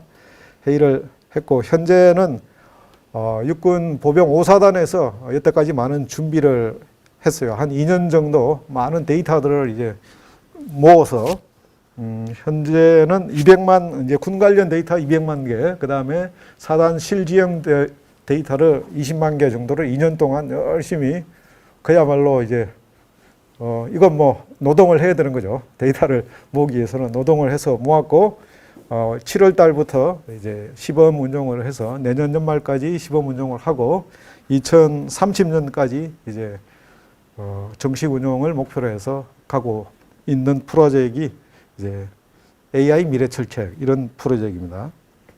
생성형 국방 북부 전용 생성형 AI가 이제 이번 7월 달에 서비스를 했고요. 아주 SLLM 모델로 간략하게 시작을 했고, 현재 한 40만 건 자료를 가지고 국방부 이제 그 내부방에서만 직원들을 대상으로 사용하는 걸로 하고 있고, 점차 한 100만 건까지 늘어갈 것이다. 이렇게 계획을 하고 있습니다. 여기까지가 이제 진행이 되고 있는 부분에 대해서 말씀을 드린 거고, 이 이후 부분은 약간의 제가 생각하는 발전 방안, 이런 부분이 같이 이제 포함이 되어 있는 건데, 국방 AI 역량을 강화하기 위해 가지고 국방 AI 파운데이션 모델 구축이 이제 필요하다라고 이제 하는 것과, 그다음에 특별히 국방 부분은 전장 상황을 고려해서 이제 모델을 경량화하는 것이 아주 중요하겠다는 이제 그런 생각이 들고요. 한편으로는 국방 반도체 산업하고도 같이 병행이 돼서 이루어져야 효과가 있을 것 같고요. 그다음에 서브린 AI, 이건 우리 네이버의 하정우 팀장이 아주 좋아하는 용어 중에 이제 하나인데, 나라와 또는 조직의 특성에 맞게 그렇게 AI를 구축을 해야 된다라고 하는 것이고, 현재 제가 여기 한수원에는 AI 사회 자문위원으로 있는데, 이 부분을 같이 좀 자문을 하고 있습니다. 이제 한수원 특화된 생성형 AI를 이제 구축하겠다라고 하는 건데, 아주 한수원은 용감하게 자체적으로 다른 데보다 가장 먼저 이제 LLM 모델을 만들어서 한수원 업무에 이제 활용하겠다라고 하고 있는데, 이런 부분도 거꾸로 이제 거기도 비슷한 부분은 한수원은 이제 국가 각급 보안시설이고 아주 중요하기 때문에 국방부나 군이랑 별반 다를 바 없습니다. 데이터를 관리해야 되는 이런 측면에서는. 그래서 내부에 놓고 업무 효율에 맞게 쓰되, 또 성능은 밖에 거에 이제 뒤지지 않게 이렇게 만들려고 하는 건데, 여러 가지 까다로운 조건을 네이버랑 맞춰서 가고 있는데, 오히려 이제 국방 쪽이 그런 부분을 벤치마킹해서 파운데이션 모델을 구축하는데 활용할 수도 있겠다는 생각이 들고요. 그다음 국방 분야는 이제 연합학습이라는 이와 같은 AI 학습 방법을 적용해 볼 필요가 있다. 연합학습은 보통의 경우는 데이터를 한 군데 모으고 그 다음에 AI가 그 학습해서 쓰는 그런 형태인데, 연합학습은 데이터는 움직이지 않고 AI가 돌아다니면서 학습을 하고 그 학습 결과를 중앙에 모아가지고 다시 업데이트하고 하는 이런 형태인데, 이것은 주로 자기 데이터를 내놓지 않거나 아니면 보안 때문에 이제 공공 도메인으로 연결하기 힘든 이런 조직들이 또 AI도 써야 될 때 유용한 그런 방법인데, 이런 연합학습 방법이 국방 분야에 아주 유용할 것으로 이제 그렇게 생각이 되고요. 그 다음에 갤럭시 24에 처음으로 적용된 걸로 나왔지만은 이제 국방 온 디바이스 AI 개발, 이 부분은 아주 중요한 또 이슈 중에 하나로 보고 있고요. 얼마 전에 엔비디아와 미스트랄이 또 협력해가지고 기업 데스크탑용 이런 온 디바이스 AI를 개발을 했는데, 점점 더 주변 여건들이 이런 것들을 이제 할 수 있게 가까워져 가는 것 같고요. 이와 같은 것들이 되면은 병사들이 자기 스마트폰 하나로 이제 온 디바이스 AI로 자기 스마트폰으로 온 디바이스 AI를 활용할 수 있는 그런 여건을 만들어 줄 수 있을 것으로 보이고, 특별히 전시 또는 이제 군 상황은 네트워크의 생존성이랄까, 그 다음에 이제 전체 대역폭 이런 것들이 보장이 어렵기 때문에 더더군다나 온 디바이스 AI는 이제 군에 맞을 것으로 그렇게 생각을 하고요. 그다음 아까 인지전 말씀을 드렸는데, 이런 인지전은 이제 군사 영역에서 반드시 대응 수단을 마련해야 될 필요가 있다고 보고, 젤렌스키의 딥페이크 영상 이런 것들도 다 AI가 만들었지만은 또 이런 것들을 찾아내고 이런 것들을 대응할 수 있는 것도 AI적인 수단으로 충분히 할 수 있기 때문에 AI를 동원한 인지전 대응 능력도 강화할 필요가 있고요. 그 다음에 이제 국방 AI 역량을 강화하는 것 중에 가장 대표적인 게 이제 사이버전 AI 기반 사이버전 체계를 구축할 필요가 있다라고 하는 건데, 생성형 AI가 이제 사이버 공격과 방어에 동시에 사용이 되고 있고, 그 다음에 이 사이버전이 결국 시간이 좀 더 지나면은 AI끼리의 이제 대결이 될 수도 있을 것이다라고 그렇게 보입니다. 그러면은 AI 또 다르게는 이제 AI 상대가 AI 무기를 이제 장착을 해서 공격을 해오고 있다. 그러면은 우리가 어떻게 대응할 것이냐. 여태까지는 그냥 AI 무기가 이런 게 있다. 뭐 이런 무기, 저런 무기, 저런 무기 이렇게 있다까지만 되어 있었는데, 이런 AI 무기를 우리가 어떤 방법으로 대응할 것이냐. 상대는 기존의 무기에 지능이 들어간 AI 무기를 가지고 공격을 해오고 있고, 그러면 나는 어떻게 해야 되느냐. 이제 이런 고민이 시작이 돼야 되는데, 제가 이제 결론적으로 먼저 말씀드리면은, 이 AI에 대한 공격에 대한 대응 방법은 사이버 전자전에 대한 대응 방법과 너무나 유사하다. 이제 그렇게 보시면 되는데, 똑같다는 아니고 유사하다라고 하는 거는 AI의 어떤 모델이나 AI의 그 데이터를 오염시키는 이런 방법이 물론 이제 있을 수 있는 것이고요.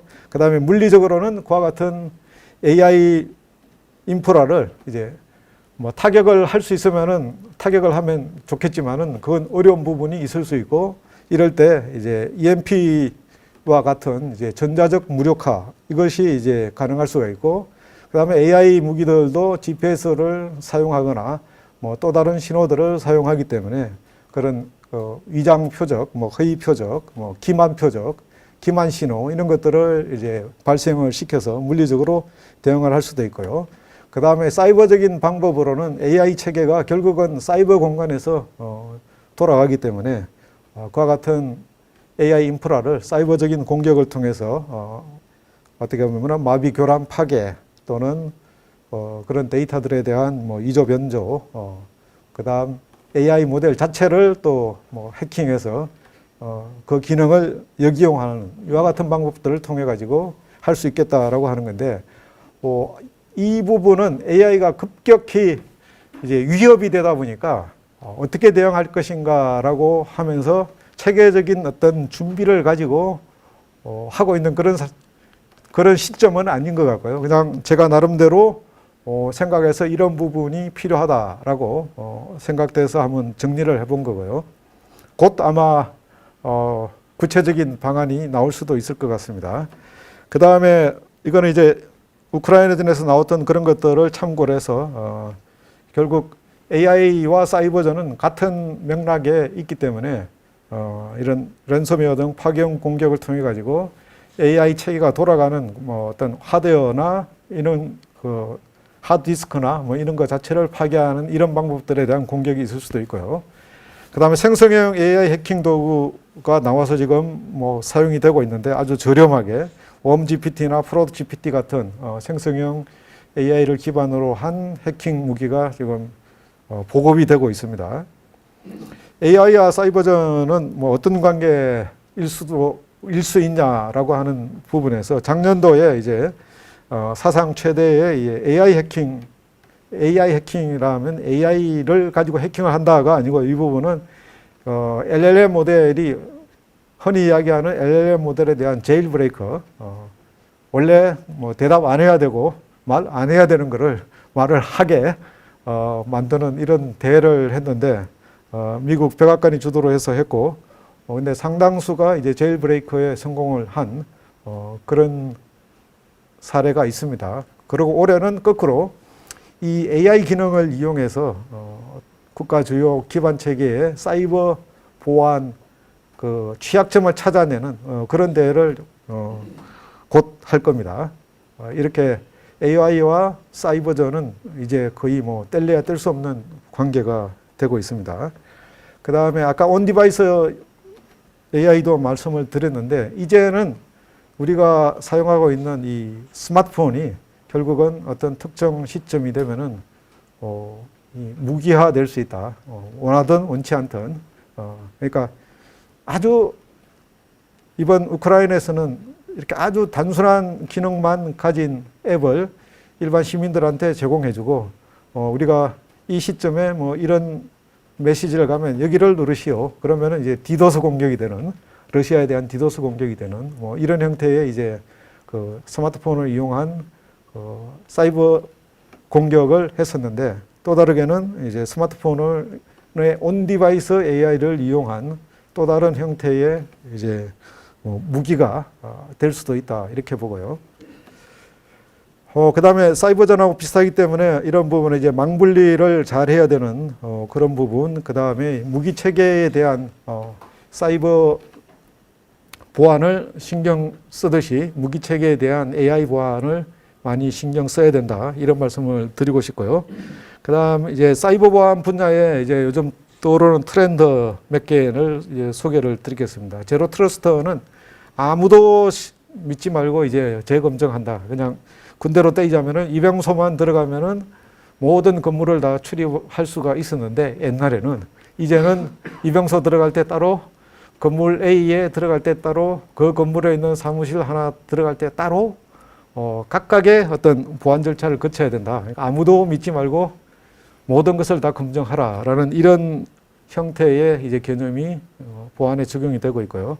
그 다음에 공급망 보안은 이 소프트웨어 공급망에 의해 가지고 많은 사고들이 생기기 때문에 소프트웨어를 개발하는 단계에서부터 책임을 져라 해서 시프트 레프트라고 하는 것은 책임이 왼쪽으로 전가되게 하는 그런 개념의 부분이 되겠습니다. 이제 엔드 유저는 소프트웨어의 보안에 대해서 사실은 잘 알 수가 없어요. 왜 당했는지, 왜 취약한지 알 수가 없는데 이것을 만들었는데 공급하는 데가 그것을 책임져야 된다라고 하면서 트렌드가 변화되고 있는 것이고요. 그 다음에 보건력 강화는 우리가 이제 전쟁도 그렇고 사이버전도 그렇고 이 AI도 그렇고 항상 공격을 당할 수 있고 피해를 볼 수가 있다. 그렇지만은 가장 필수적인 기능은 반드시 살려서 돌아가게 하라. 이게 이제 가장 중요한 개념이 되겠습니다. 그래서 이것을 사이버 쪽에서는 사이버 보건력이라고 하는데 AI 쪽에서는 아직 뭐 구체화돼서 나온 이야기는 아니지만은 이제 AI 보건력, AI 레질리언스 이와 같은 형태의 안전 대책이 필요하다라고 볼 수 있고요. 그 다음에 EMP는 사이버전뿐만 아니고 이제 AI에 대응하기에 가장 강력한 무기 중에 하나가 되죠. 하다가 안 되면은 그냥 전자적으로 무력화를 시켜야 되는데 가장 대표적인 게 이제 EMP다. 이제 EMP는 원래 핵폭탄이 폭발을 하게 되면은 많은 이 피해가 있을 수 있는데 이것이 이제 상공 100km 정도 이상에서 이제 폭발을 하게 되면은 나머지 안 좋은 그런 여러 가지 파장들이나 이런 것들은 위에서 다 차단이 되고 이 강력한 전자파만 내려와 가지고 그 특정 지역에 있는 모든 전자기기를 다 무력화시키기 때문에 바로 원시 시대로 돌아갈 수 있게 해주는 그 정도의 이력이 있습니다. 물론 그걸 평소에 다 쓸 수 없기 때문에 이것을 이제 다양하게 다른 형태로 소형화해서 이제 특정 부분이나 특정 지역에서만 동작할 수 있는 이런 형태로 폭탄 형태로 만드는 것도 있고 또 다르게는 이제 전자기적으로 어떤 마이크로웨이브라든가 이런 형태를 통해서 만드는 것들이 있는데 이런 것들을 통해서 AI 무기를 또 무력화될 수가 있고 또 이것을 방어하기 위해서는 EMP 이제 방어 시설 안에서 사이버전 무기나 AI 무기를 이용해야 되는 이와 같은 내용들이 또 있게 되겠습니다. 군집 드론 무력화 부분은 예를 들어서 이제 말씀을 드린 건데 이것은 사이버전과 이 EMP 그러니까 사이버 전자전을 결합해서 군집 드론이든 AI 기반의 드론이든 무력화할 수 있는 방안들 중에 하나를 이렇게 이제 보여드린 거고요.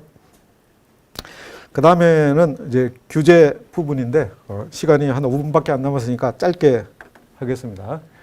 지난주에 이제 크라우드 스트라이크에 의해 가지고 사상 이제 최악의 AI 대란이 났었고, 이게 뭐 거의 뭐 850만 대 정도가 이렇게 복구 지원을 받아야 되고, 만약에 소송이 되면은 수십조의 줄 소송이 예고가 된다, 이렇게 돼 있는데, 그만큼 AI, 이거는 이제 사이버 쪽에 해당되는 아주 해프닝인데요.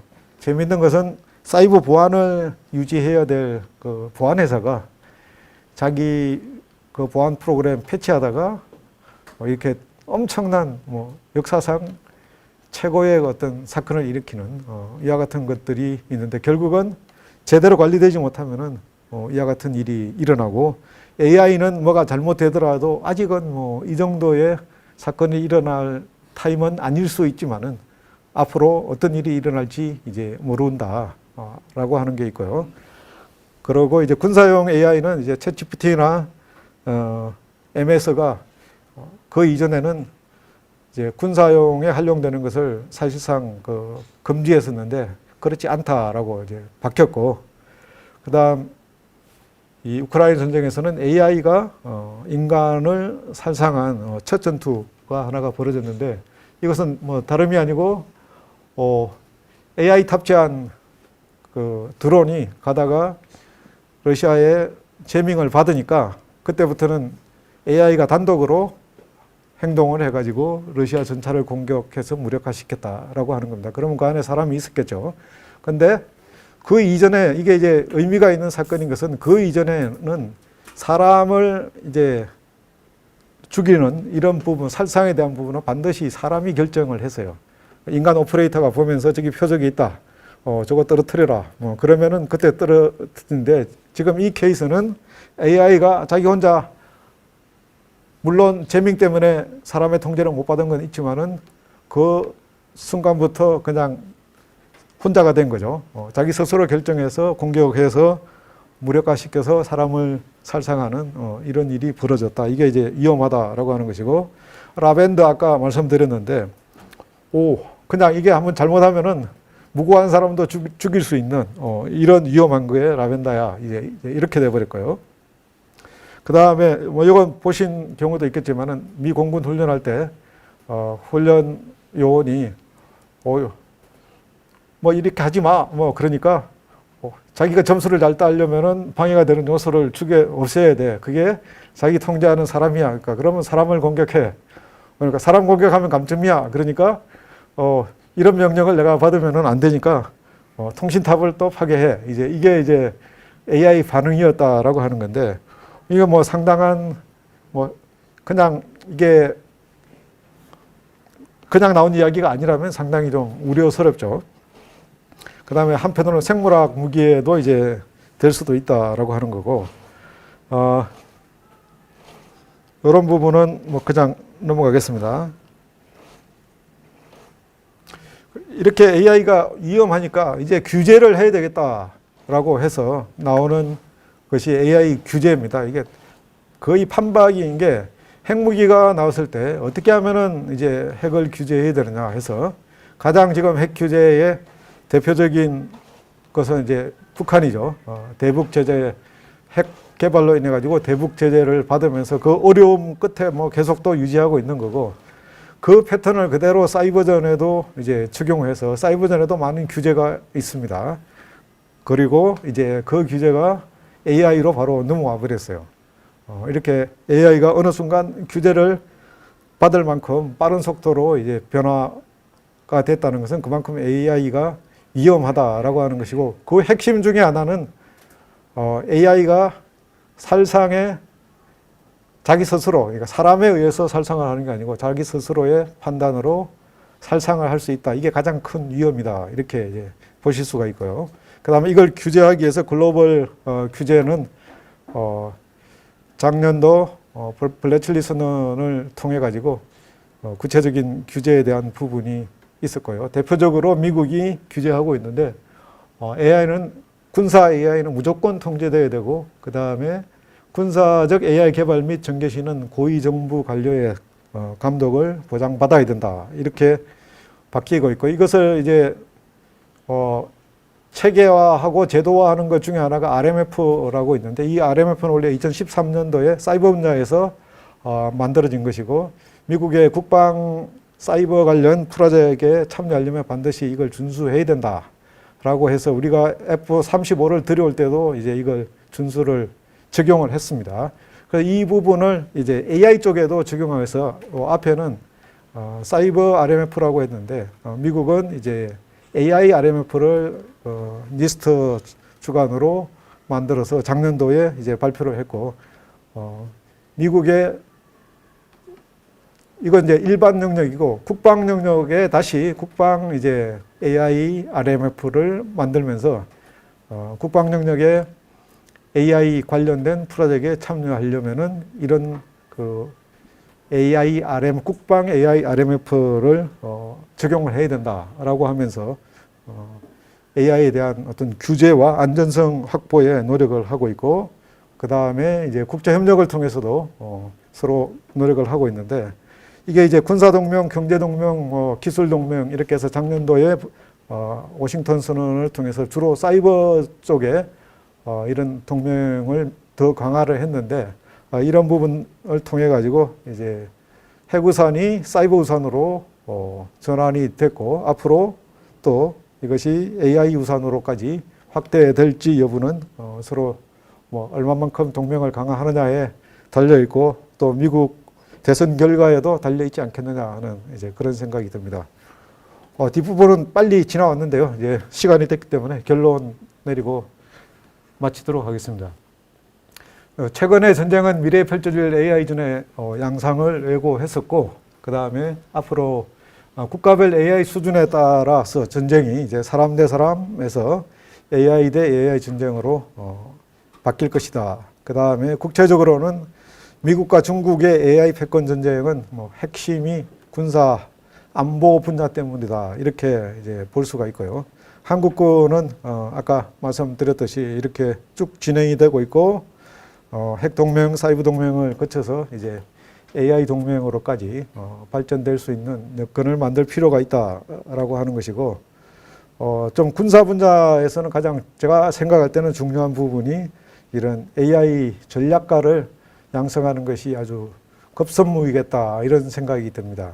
물론 군에서 AI 기술도 당연히 잘 알아야 되겠지만은 아까 말씀드렸듯이 AI는 현재 민간에서 군으로 넘어온 그런 기술이기 때문에 짧은 시간에 민간 수준의 어떤 군 AI 기술 전문가를 키우는 것은 쉽지 않고 또 한편으로는 민간에 우수한 자원들이 많이 있기 때문에 그런 분들과 협업을 하면은 충분히 될 것이고 군에서는 이런 AI를 이제 군사적으로 또 어떤 규제나 뭐 이런 부분까지도 딱 고려해서 특별히 우리 앞으로 예상되는 병력 부족 문제를 또 AI를 통해서 어떻게 해소할 수 있을 것인가 하는 그런 큰 그림을 가지고 국방 영역에서 AI를 다룰 수 있는 그런 AI 전략 전문가 뭐 이런 분들이 군에서 좀 많이 나와야 되겠고 그 다음에 아까 제가 그 우크라이나의 그 젊은 장관 이야기를 했는데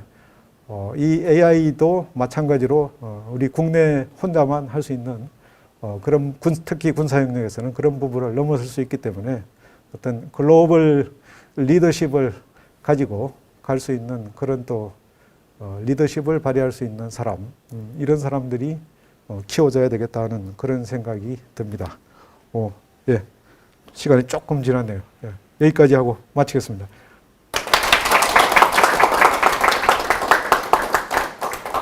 혹시 질문? 예, 질문 받겠습니다. 우리 저 대표님. 네. 그냥 목소리 나와 하겠습니다. 네. 그래도 우리 온라인. 저는 이거 소리 안 되는 것 같습니다. 소리 안 나오죠? 나오는. 예, 저는 오늘 질문하러 왔는데요. 아까도 장모님 말씀하신 라벤더. 예. 저는 이제 플랜트에서 이상을 진단하는데 저희도 그 항상 정확한 건 아니고 이게 오인율은 얼마큼 낮을 것인가 저도 많이 관심 있고 의사결정 진단할 때도 마찬가지거든요. 예. 아까 말씀하신 라벤더가 오인율이 10%라고 말씀하셨는데 예. 그럼 전문가, 그러니까 인간 전문가는 수준이 어느 정도 되는 건지 그 다음에 그 AI의 오인율을 낮추려면은 어떻게 이제 우리가 오인율을 개선할 수 있는 건지 이렇게 좀 궁금합니다.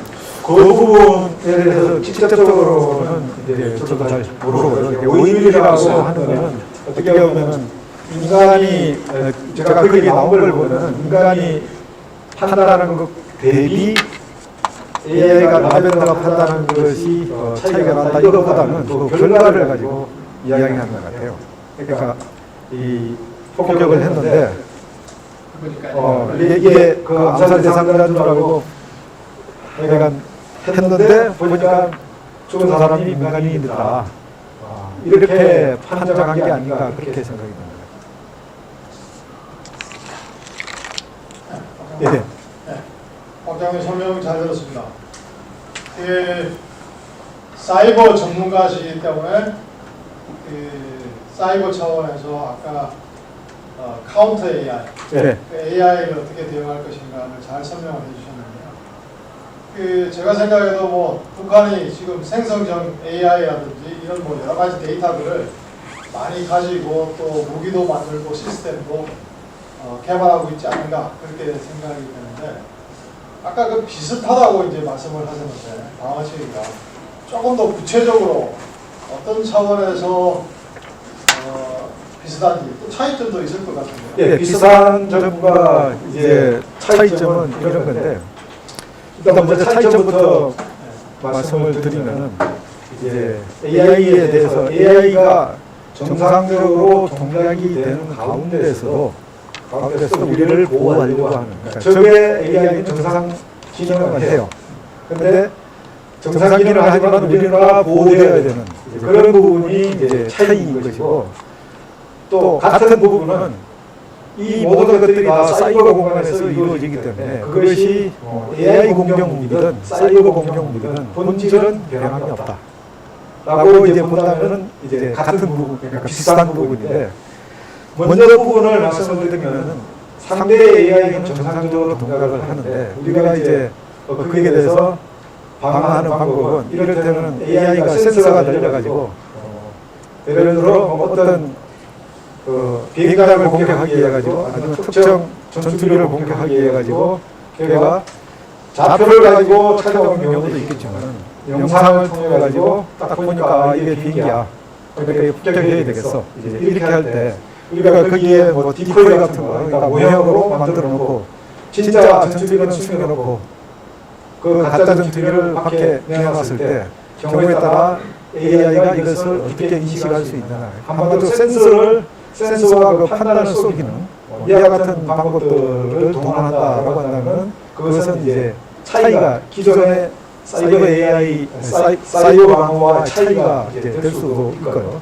그 다음에 이제 그런 그 AI 자체를 AI가 어떤 것을 가지고 판단하는 그 알고리즘 자체를 이제 우리가 다 알아낸 다음에 결정적인 어떤 순간에 어떤 데이터를 잘못된 데이터를 우리가 뭐 준다든가 이렇게 한다면은 그 AI의 모든 알고리즘을 알고 결정적인 어떤 하자가 되는 그 순간에 우리가 어떤 특정한 명령이나 아니면 특정한 데이터를 통해서 다른 동작을 유도할 수 있다든가 이렇게 하는 것이 한마디로 기존의 사이버에 대한 방어하고는 차이가 되는 그런 부분으로 보고 그 외의 부분들은 사실상 결국은 뭐 사이버 공간에서 특정 그 AI가 동작하고 있는 그 오퍼레이팅 시스템 안으로 침투를 하든 또 네트워크 침투를 하든 해서 전형적인 사이버적인 방법에 의해 가지고 장악 또는 마비교란 파괴까지도 다 가능하다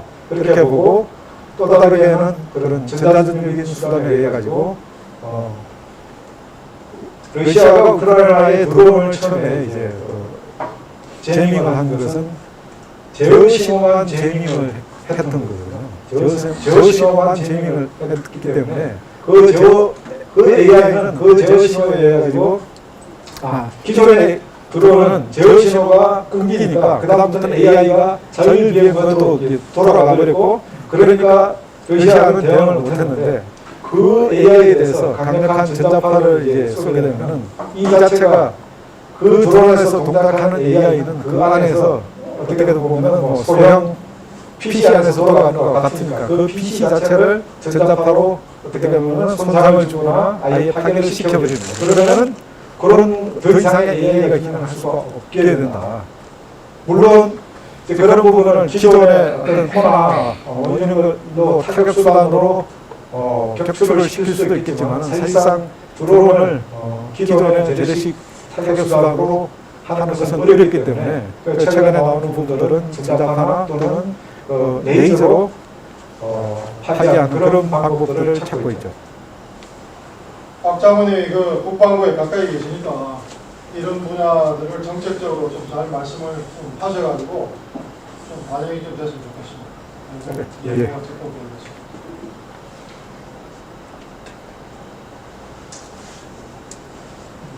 네, 또 다른 질문 없으십니까? 예, 뭐, 너무 많은 우리 국방부에 만나가 돼서 우리 온라인에 질문이 하나 있어요. 네. 온라인이에요, 온라인이에요.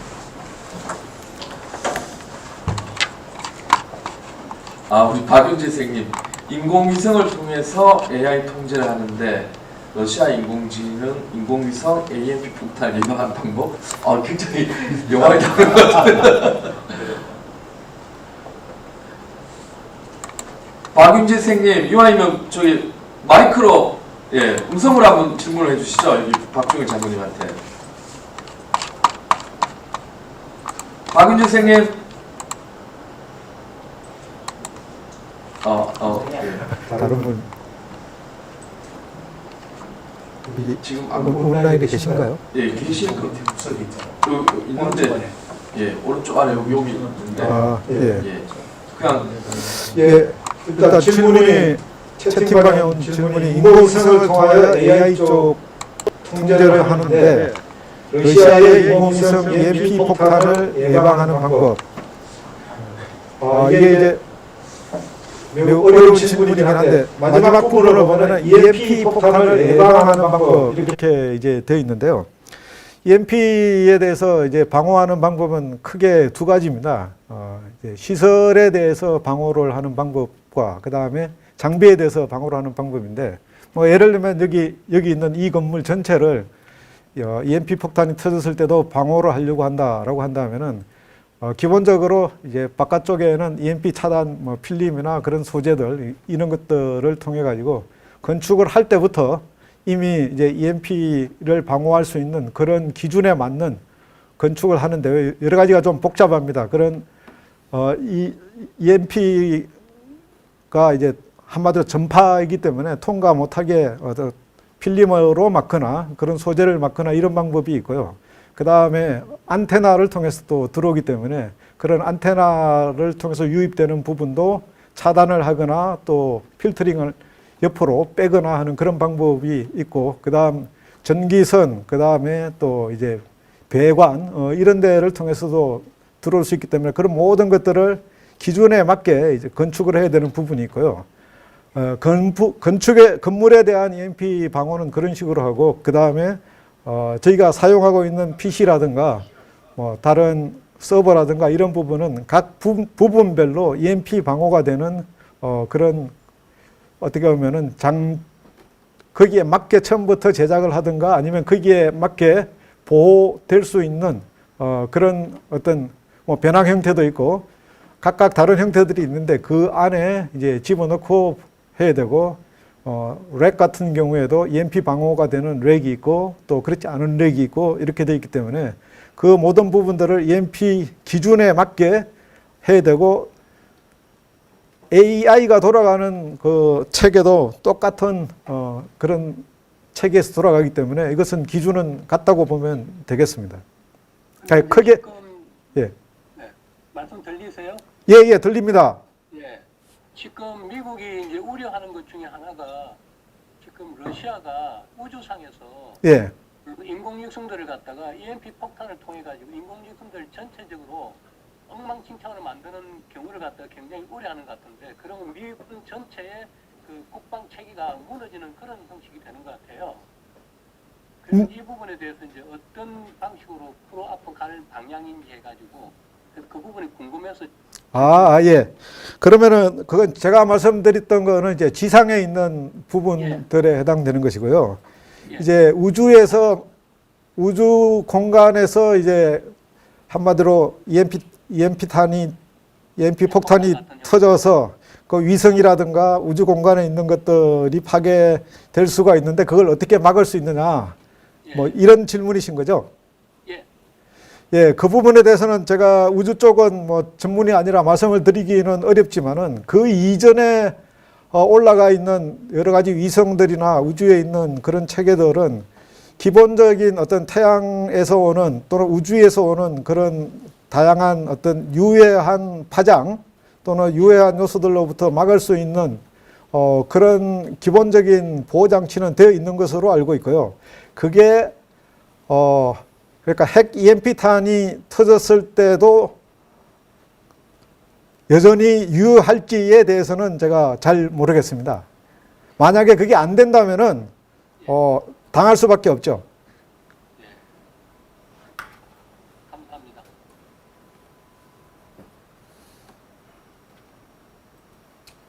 예. 네, 오 박사님. 그냥 하셔도 돼요.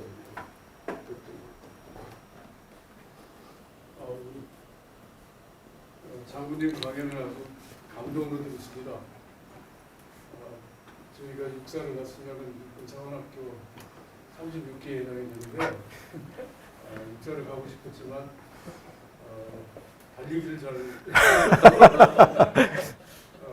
그게 좀 다른 친구들에 비해서 다른 친구들은 많이 육사를 가서 아주 훌륭하게 군생활을 마쳤습니다. 그래서 육사에 대한 항상 또 군생활에 대한 그런 아쉬움과 그리움과 선망, 동경이 지금까지도 남아있습니다. 요즘 이제 군부의 의견이 저는 굉장히 중요한 일을 하면서도 사회에서 잘 반영이 안 되고 때로는 그냥 뭐 무시당하고 청문회 같은 데서도 이상하게 그 얘기를 하려고 하는 건 아닙니다만 전에 지미 카터 대통령 때 그 이란의 그 대사관 억류된 걸 이렇게 풀어내기 위해서 풀기 위해서 공격을 하다가 헬리콥터 고장나면서 실패를 하죠. 반면에 이제 최근에는 이제 부시 바이든 대통령 때는 이란의 그 혁명 수비대 총사령관 거셈 술레이마니 총사령관을 암살하는데 인간의 병력이 아니라 뭐 드론을 통해서 공격해서 암살했다고 그렇게 미국과 이스라엘이 기록했다 이런 얘기도 있어요. 근데 이제 저는 전기자동차 부분을 실현하고 촉진하고 확산하고 그렇게 해서 녹색 성장과 원자력 발전의 강화를 통한 국가의 산업 경쟁력 증진 이런 부분을 사회적 이슈로 삼고 그 부분을 적극적으로 추진해가고 있어요. 근데 이제 전기 자동차라든가 자율주행 자동차를 하면서 굉장히 그 고민스러운 부분이 너무나 그 무인화 그리고 자동화되고 오토노머스하게 진행이 되기 때문에 자기 의지와 상관없이 이 모바일 디바이스가 그냥 움직이고 또 시청 앞에서 2주 전에 사고가 일어났던 거 그리고 그저께 속초에서 희소난 모델 앞에 사고가 일어나는 할 때마다 자동차가 내 의지하고 상관없이 지가 멋대로 움직인다라고 하는 부분이 있는데 이제 뭐 그것이 사실이 아닌 가능성이 높다라고는 하지만 지금 이제 원래 그 밀리터리 테크놀로지가 어느 정도 릴리즈 되면서 시빌 분야로 이렇게 확산이 되고 그것이 이제 실용화와 상용화 그리고 수익화로 이렇게 진행이 될 텐데 우리나라도 군부에서 개발한 여러 가지 첨단 기술이 민간화로 갈 거라고 예상은 기대를 많이 하고 있죠. 그래서 이제 자율주행 자동차나 전기 자동차 부분에 이런 내용들이 들어오고 또 다른 여러 가지 생활 용품이라든가 이런 것도 점점 많아지는데 이런 부분에 대해서 민간 차원에서 이제 저희들이 여러 가지 세미나, 포럼, 강연회를 하면 그걸 강화하고 증진하자고 하는 얘기만이 아주 목소리가 높습니다. 지금 하루하루를 살고 있는 것이 전에는 하느님의 가호 속에서 우리가 살고 있다고 생각을 했는데 지금은 첨단 AI 기술을 갖고 있으되 이렇게 불쌍히 여겨서 감히 사용해주지 않는 그런 탑 기술자들의 가호 속에 우리가 그 은혜 속에 살고 있다는 생각까지 많이 하게 돼요. 그래서 이제 군사적으로 첨단 기술을 이렇게 갖고 계신 분들께서는 보이스를 좀 더 높이셔서 민간 사회의 안전 분야에 대해서도 첨단 기술의 감각과 전략과 어떤 대책 이런 것을 민간 사회에 과감하게 좀 적용을 해주십사 하는 것을 입법화와 사회운동화를 통해서 우리 군사적 전문가들께서 적극적으로 앞장서 주셨으면 좋겠다 그런 부탁 요청 말씀을 드리고 공부에 대한 동경 속에서 존경과 동경을 담아서 이런 말씀을 올립니다. 고맙습니다. 네, 알겠습니다. 네, 적극적으로 제가 만나는 사람마다 또 나가는 곳마다 방금 말씀하신 그런 부분을 전하고 또 이루어질 수 있도록 노력하겠습니다.